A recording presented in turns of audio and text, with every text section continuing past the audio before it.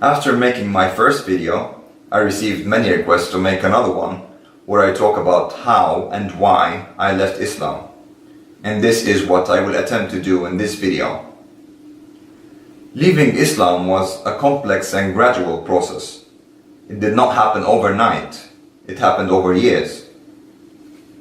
I like that saying, the best cure for religion is studying the scripture, which is exactly what happened to me.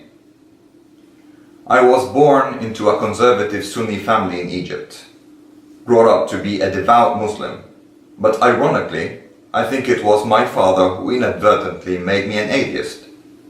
Since an early age, he encouraged me to read, and I developed an independent and critical mind. And it was only a matter of time before I got curious about what Islam really is, seeing that it has such a great influence on society and consequently my life.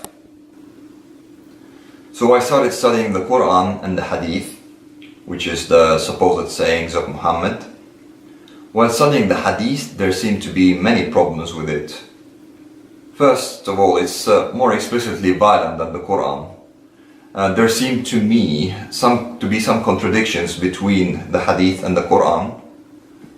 There were doubts with regard to the authenticity of a lot of the Hadith, which in turn cast doubt on all of it. There are several verses in the Quran that allude to it being the only scripture, or sufficient as the only scripture. So first I decided to totally disregard Hadith, leave the Sunni sect of Islam, and become a Quranist, relying solely on the Quran. I started studying the Quran more thoroughly, but again I was faced with similar findings. There were contradictions between some of the verses of the Quran, but later on I discovered the political reasons behind that.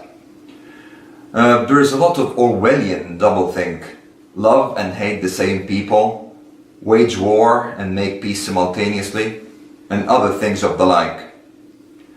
The level of violence in the Quran was simply unacceptable to me. I was repulsed by the idea of such an angry, vengeful, hateful God, who in his vanity seemed rather too human. So I came to the conclusion that Islam is just incompatible with the values of human rights, or well, the values of a decent human being for that matter. The scripture contains a lot of misogyny, sexism, homophobia, anti-Jewish sentiment, or well, anti-non-Muslim sentiment in general.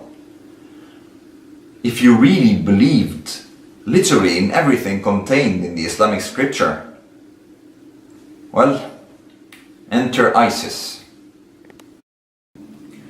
Then I started to study the early history of Islam and the history of Muhammad.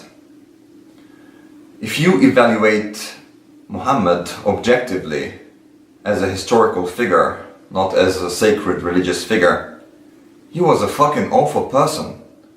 He was a megalomaniac, a warlord, a thug, committed genocide. He engaged in pedophilia and sexual slavery. This character is no more worthy of reverence than Hitler is. If, for example, 1400 years from now, 1/4 of Earth's population started to worship Hitler, would we have to respect Hitler as well? No, fuck that. Fuck Hitler and fuck Muhammad.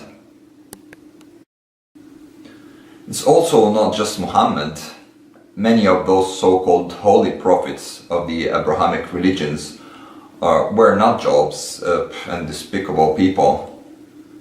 Like, for example, Abraham attempting to murder his son because of a dream, Lot offering his daughters for rape, Moses killing the Egyptian.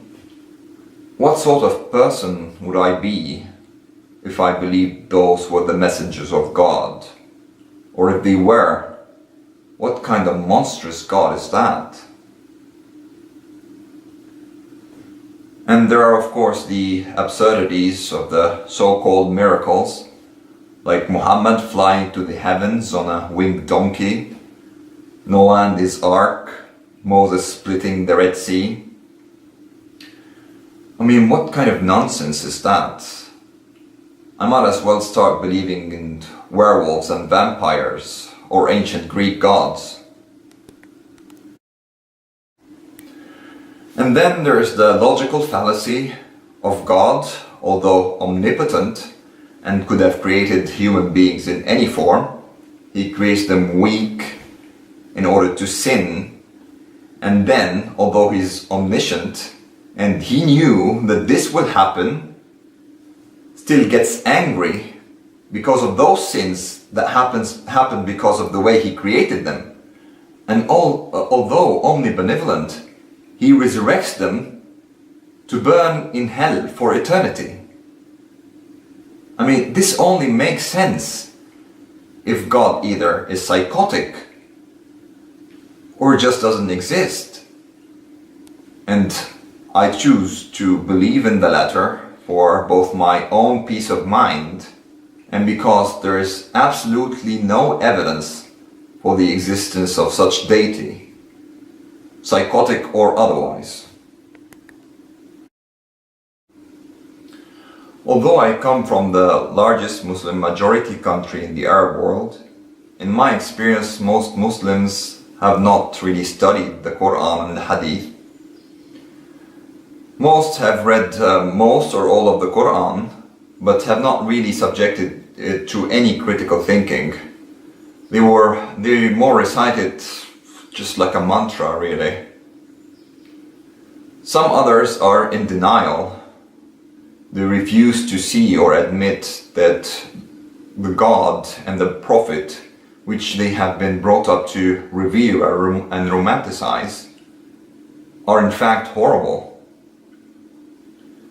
But there is hope. More and more Muslims are sobering up to the reality of this hateful ideology and are rejecting it. And we shall keep sending this message in order to produce more apostates.